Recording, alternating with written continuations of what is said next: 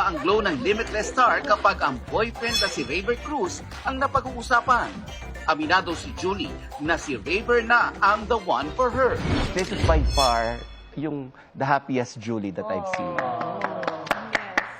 Yes. Tama ba ako? Tama ako. Totoo naman talaga. Di ko nga alam kung bakit di kami nag-aaway. Alam mo yun, parang... So, totoo ba? Never kayo nag-away? Gusto niyo ba? Problema mo? Gusto niyo? Si Ray kasi parang parang siya yung, parang ako siya. Or parang, if I look in the mirror, like I'd see Ray. Para ako nakahanap ng... Nakahanap ka ng katapat mo. Ng katapat ko, or nakahanap ako ng Nakatulad. kapareho ko. Time to level up na ba ang kanilang relationship? So, our distant wedding bells?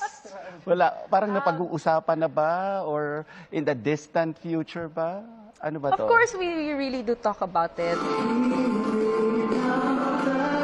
Marami pa kaming mga pangarap individually. But of course, being together, we also want to achieve those dreams together. Right now, we're just not really forcing things to happen and we're not really rushing. Kung wala yung mga, of course, yung mga nauohan nyo ng mga commitments, sa tingin nyo, nagpakasal na kayo ngayon? Aba, dapat po siya ang tanungin natin. Nandito po siya. Asan na? Nasa kabilang linya po siya. Sa status. Pakinig yung boses mo.